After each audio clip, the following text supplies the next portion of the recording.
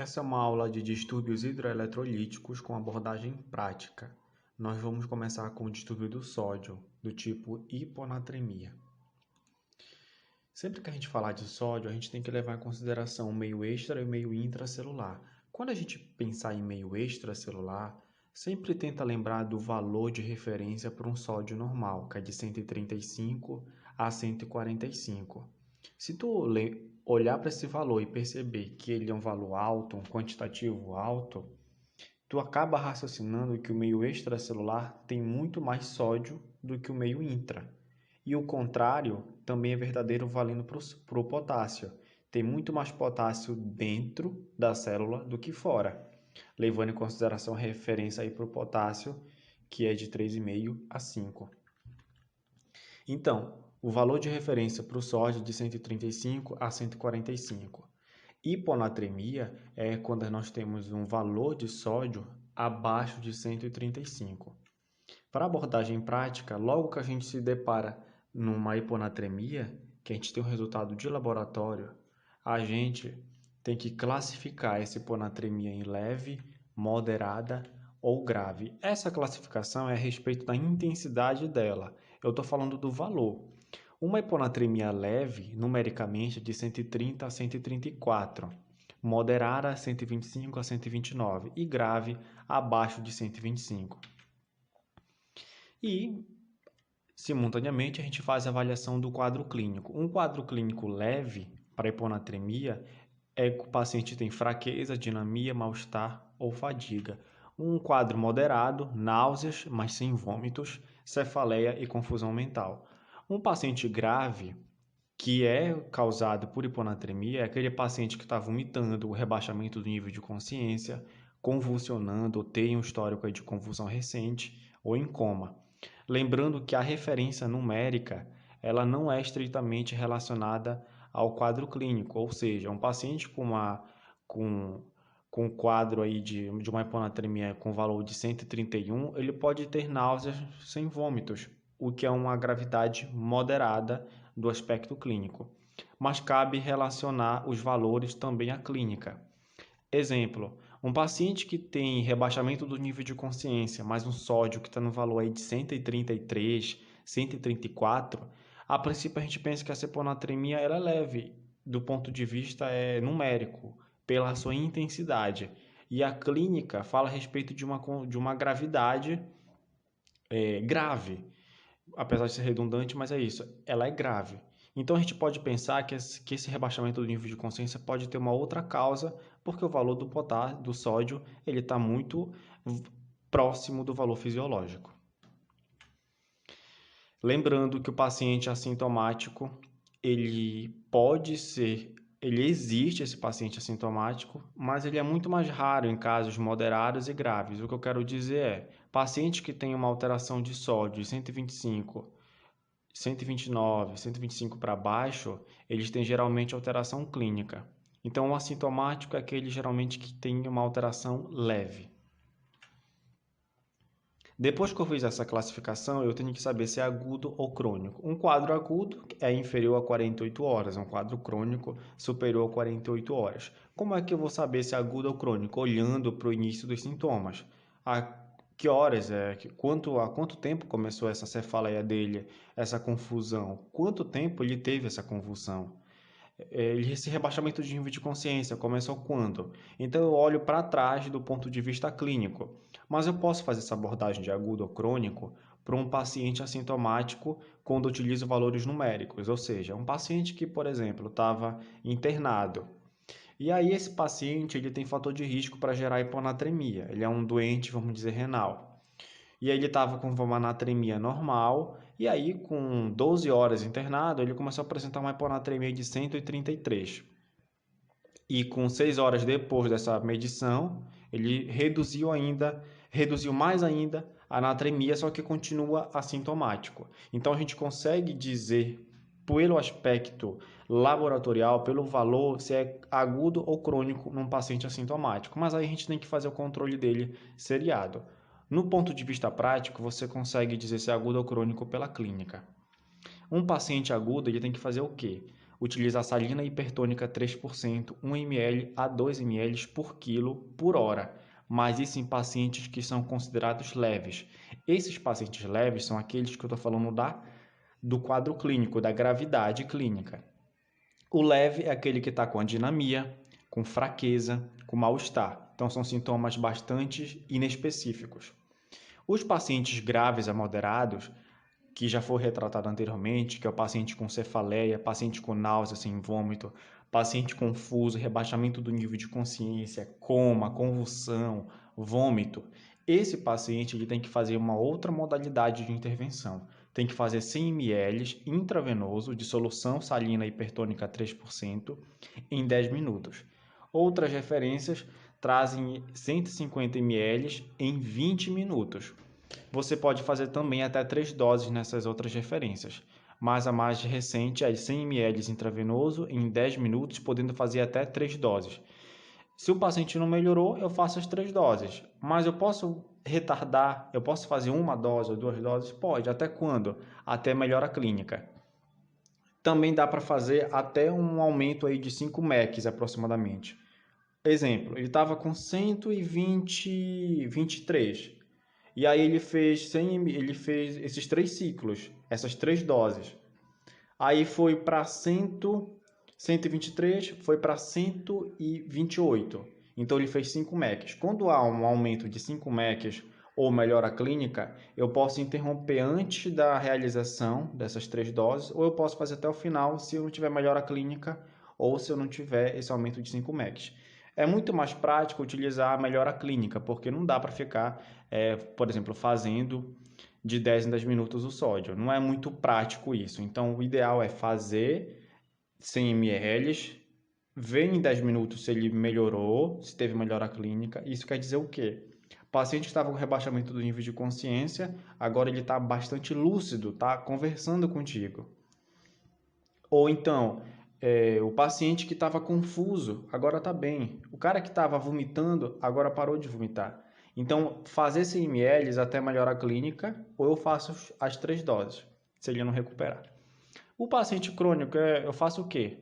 Mesma coisa. Então, o que eu quero dizer aqui, em relação a agudo e crônico, eles não têm diferença no ponto de vista prático. A conduta vai ser a mesma. A observação que deixam para o paciente crônico é que a solução salina hipertônica 3%, em pacientes leves, ela pode ser uma alternativa, ou seja, ela não é considerada uma obrigatoriedade.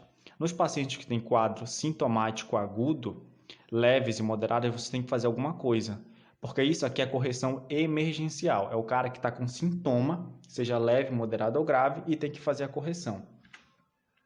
Depois disso, tá bom, antes de entrar, tem 2 informações aqui importantíssimas. Depois que você fez a correção emergencial, você tem que se atentar que nas próximas, até completar 24 horas desde o início da sua infusão de solução salina hipertônica, ou do início da sua intervenção, depois da correção emergencial, você tem que se atentar a não passar de meio a 1 mEq por hora de aumento de sódio. O que eu estou querendo dizer? Tu fez uma correção emergencial, o paciente foi para X de sódio, aí o laboratório dele deu um aumento aí de 3 por conta da correção emergencial. Até que aí está tudo bem. Mas você fez de novo 1 hora depois, aí já saindo da correção emergencial, veio um sódio, subiu aí em 5 mEq, 4 mEq. Você está fazendo muito errado, porque ele corre o risco de ter lesão irreversível. Então, após a correção emergencial, você não pode passar de meio a 1 mEq por hora. Então, se ele está com 134, o máximo que ele pode fazer daqui a 1 hora é 135. E ele não pode passar de 8 mEq em 24 horas. As referências mais antigas utilizam 12 como valor, e tem outras referências que colocam de 8 a 12. O ideal é não passar de 8 mEq em 24 horas. E esse 8 é contando com aquela correção emergencial. Vamos lá.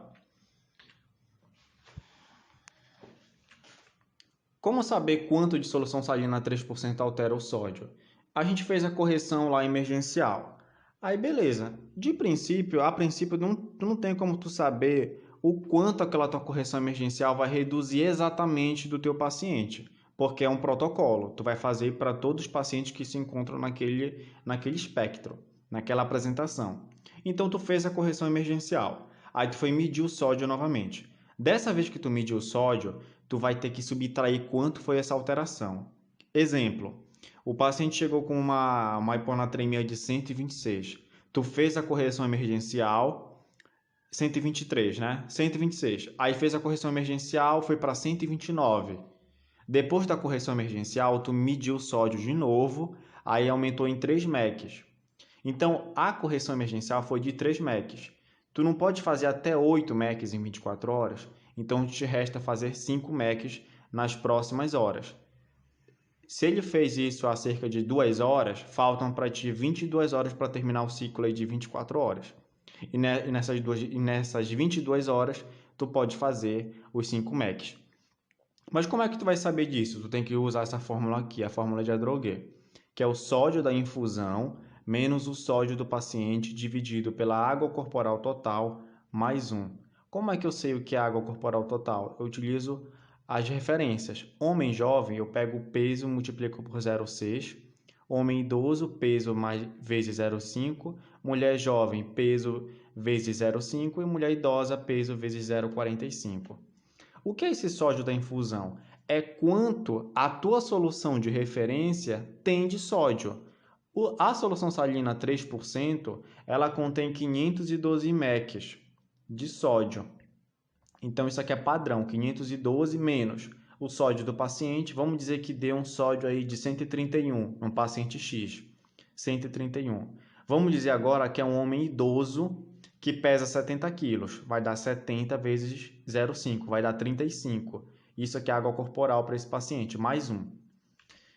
512 menos 131 vai dar 381. 35 mais 1, 36. Se tu fizer essa divisão, vai dar 10,6. O que esse resultado quer dizer da fórmula? Que 1 litro da solução salina hipertônica 3%, ela gera um aumento de 10,6 de sódio desse paciente. Então, se ele está, por exemplo, com 130, 1 litro dessa solução vai levar esse sódio para 140,6. É isso que essa fórmula quer dizer. E ela é muito importante porque a gente vai fazer a correção com ela. Vamos lá. Então, como é que eu faço o diagnóstico de hiponatremia? Quadro clínico mais laboratorial. Eu posso ter só o laboratório por solicitação seriada. Então, eu faço o diagnóstico de hiponatremia. Depois que eu fiz a hiponatremia, se for uma emergência, paciente tem o quadro leve, moderado ou grave, eu faço a correção emergencial. Depois disso, tem que medir o sódio novamente. Depois que eu fiz essa medição, eu posso ter duas situações. Esse sódio pode estar normal, de 135 a 145, aí eu só observo. Ou esse sódio pode ainda continuar abaixo de 135. E aí eu tenho que fazer essa correção desse paciente nas próximas horas até completar 24 horas. Vamos dizer que ele chegou com sódio de 131. Tu fez a correção emergencial e foi para 132. Então, tu teve aumento aqui de quanto? De 1 mEq. Subiu 1 mEq dele. O que é que tu pode fazer, então, para esse sódio chegar a 135? Se ele está em 132, faltam 3 mEq para ele. Então, tu tem que fazer o restante, tu tem que fazer esse sódio chegar ao normal nas próximas horas até finalizar 24 horas. Então, quanto falta para a normalidade? Não está em 132? Faltam 3 mEq. Mas lembra, tu pode fazer até 8. Então, se ele aumentou 1, tu ainda pode fazer até 7. Eu coloquei aqui até 3 para chegar em 135, mas tu pode fazer até 7, porque é o máximo. Lembra que é 8. E tu sempre tem que descontar de quando tu começou. Se tu começou a fazer essa correção aqui há 3 horas e tu fez a medição depois, no caso de 3 horas, tu tem ainda 21 horas. Então, tu tem que fazer nas próximas 21 horas esses 3 mEq ou os 7 mEq, considerando 8 como máximo. Beleza? Tá, já se passaram, vamos aqui um exemplo, já se passaram 2 horas desde a última medição do sódio, quando iniciou a correção emergencial. Então, o paciente chegou com sintoma, foi medido o sódio, veio lá uma hiponatremia, foi feita a correção emergencial, depois de 2 horas foi medida de novo foi feita a medição novamente do sódio. Nessa nova medição, ele ainda continuava hiponatrêmico. E aí, lembra que ele estava com 131, foi para 132. Então, ele pode fazer mais 3 MECs para completar 135, ou 7 MECs para completar o máximo, que é 8. Lembra, ele já não fez 2 horas, então ele tem que fazer em 22 horas para completar 24. Como é que eu faço isso? Lembra lá da fórmula de Droguet que 1 litro de solução gera uma alteração de 10,6 no sódio do paciente?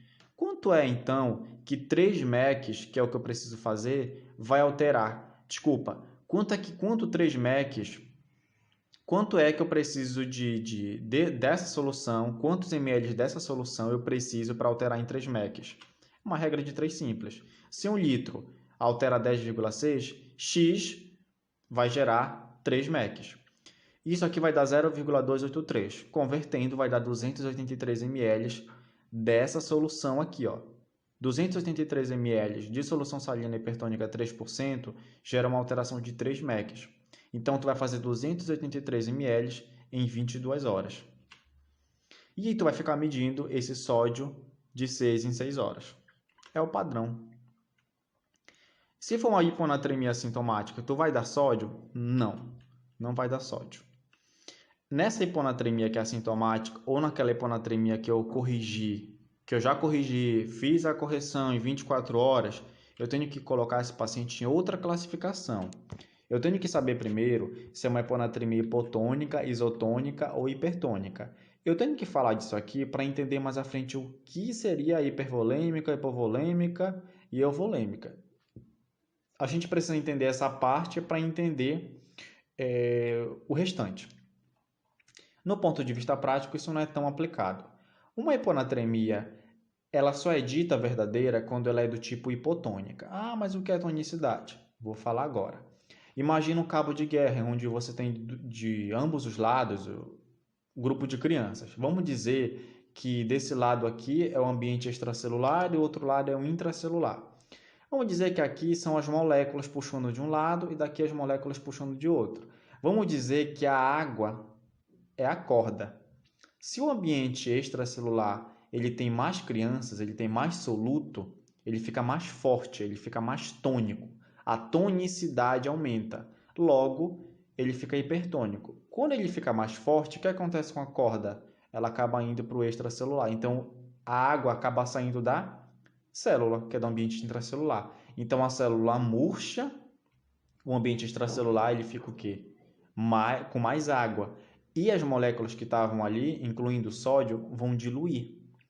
Então, a hiponatremia hipertônica, ela não é verdadeira, porque a água que estava dentro da célula, ela saiu e diluiu esse sódio. E quando o laboratório foi medir, já que ele mede sódio por volume de plasma, então ele vai entender que eu tenho o quê? Pouco sódio, mas na verdade o sódio está diluído porque a água de dentro da célula saiu. Então não existe hiponatremia hipertônica.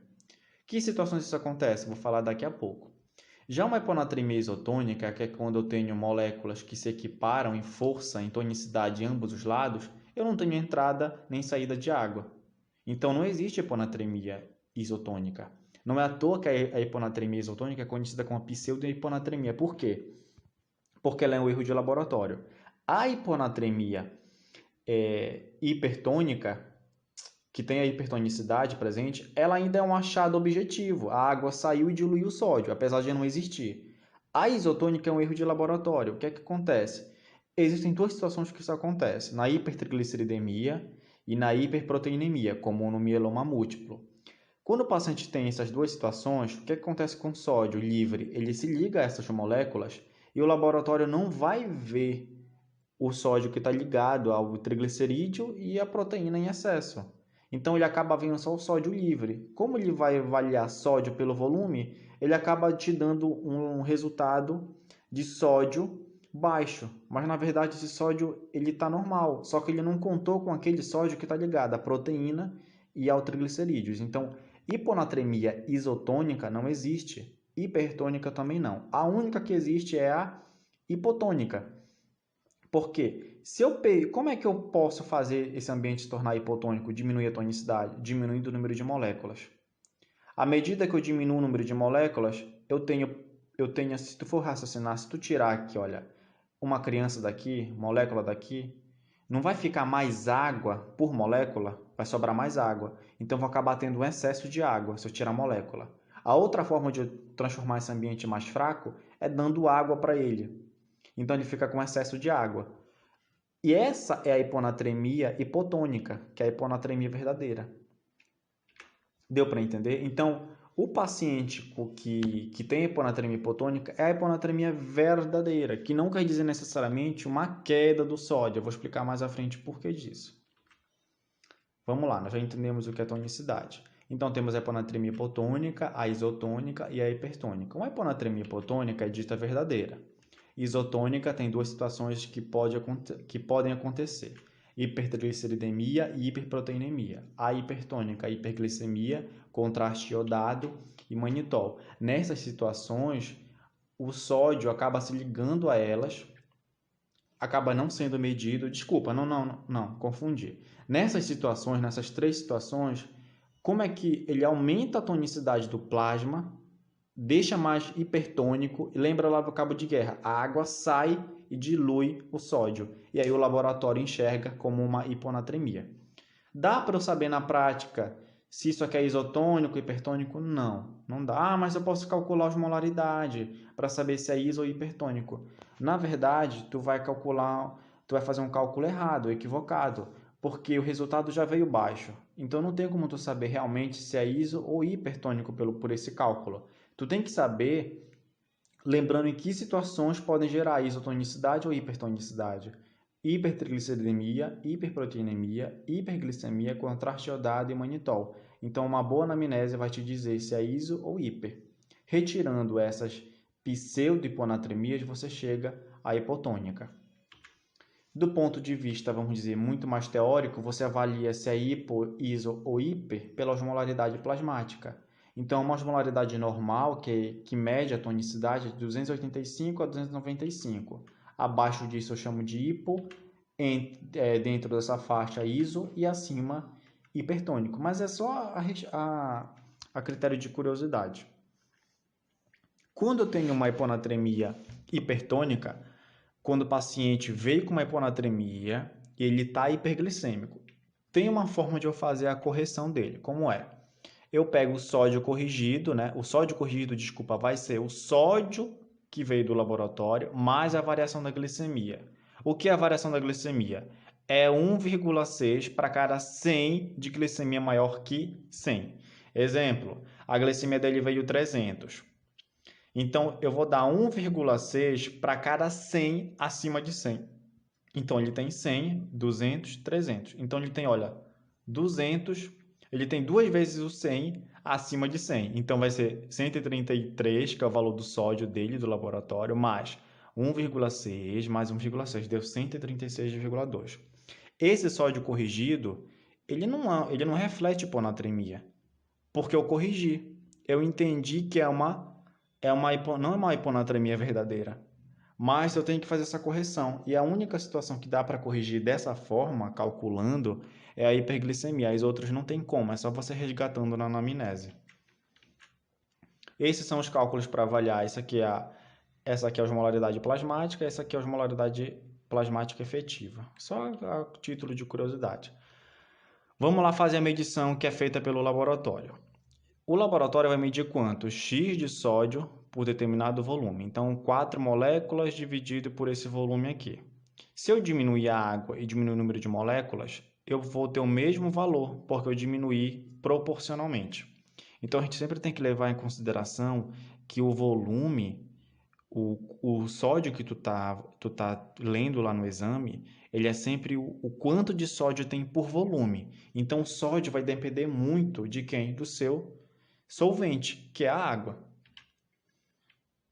Importante destacar aqui que o distúrbio de sódio não tem que ser visto como um distúrbio de sódio propriamente dito, mas um distúrbio de água, porque ele sempre vai refletir distúrbio de água, porque o sódio é controlado pelo metabolismo de água, tá? Então vamos lá.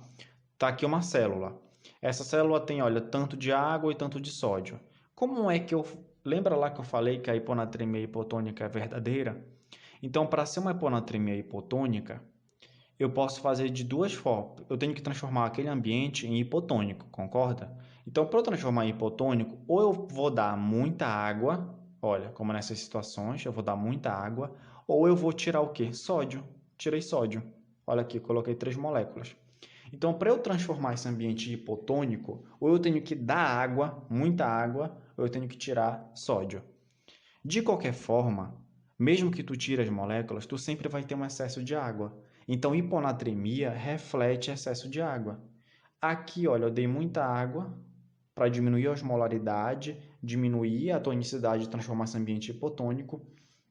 E aqui eu tirei sódio.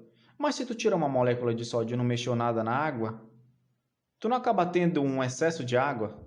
Tu acaba tendo, mesmo tu não mexendo nela, entendeu? Tu acaba tendo um excesso de água porque tu tem pouco sódio para muita água. Mas a gente sabe que na prática, o que é que o teu rim faz?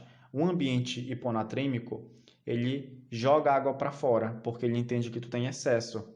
Então, ele joga água para equilibrar, tá? Então, eu tenho 3 situações aqui que mexem com a volemia quando eu tenho alteração no metabolismo do sódio. Eu tenho um ambiente aqui que eu chamo euvolêmico, eu tenho um ambiente aqui hipervolêmico, eu tenho um ambiente hipovolêmico. Por que euvolêmico aqui? Eu não dei água, não era para ser chamado de hipervolêmico. Na verdade, até que pode se transformar no hipervolêmico. Mas o aumento discreto da volemia no começo não altera, não é considerado hipervolemia. Não chega a gerar aqueles sinais hipervolêmicos. Então, um aumento discreto da água no início é chamado de euvolêmico, sem repercussão de hipervolemia. Então, o teu corpo ele é capaz de aguentar esse excesso de água. Chega um momento que quando eu tenho muita água, eu já tenho manifestação clínica, eu chamo esse ambiente de hipervolêmico. Então, eu tenho hiponatremia euvolêmica e hipervolêmica. E a hipovolêmica é quando eu perder volume. Então, quando eu tiver menos água, eu vou ter o quê? Uma hiponatremia hipovolêmica. Como é que fica o sódio na euvolêmica? Ele fica normal. Ah, mas não é hiponatremia? É o que eu disse. O laboratório sempre vai medir X de sódio por volume. Então, se é hiponatremia, eu estou tendo aqui o quê? Um excesso de água na euvolêmica. Olha como é interessante a gente entender para não poder confundir depois. Mas o que eu quero que fique gravado é: a euvolêmica você tem um excesso de água sem repercussão clínica, uma água que o corpo aguenta. A hipervolêmica, o sódio pode até aumentar. Eu não coloquei aqui, mas ele pode aumentar um pouquinho. Só que eu aumentei tanta água que o sódio que eu tinha diluiu. Novamente, o que é importante te gravar aqui é que ele tem muita água. E na hipovolêmica? Ah, ele não perdeu água na hipovolêmica? Sim, ele perdeu água. Mas ele não perdeu só água, ele perdeu sódio. Ele perdeu mais sódio do que água. Por isso, esse sódio que tem menos agora, menos do que a água, foi diluído e o laboratório viu como hipovolêmica. Então, na hipovolêmica, eu diminuo a água, por isso que é hipovolêmica, e diminuo o sódio. Só que muito mais sódio, porque o que sobra dilui. O que é que eu faço qual é a conduta numa hiponatremia euvolêmica? Diurético. Posso fazer restrição hídrica? Posso, porque eu tenho aqui um excesso de água. E hipervolêmica? Diurético. Posso fazer restrição hídrica? Também pode. Hipovolêmica? Basicamente hidratar com soro fisiológico. Essa conduta aqui é depois que eu estabilizei o paciente lá do quadro sintomático. Então, essa conduta é depois que ele estabilizou ou para pacientes assintomáticos. É isso. Obrigado.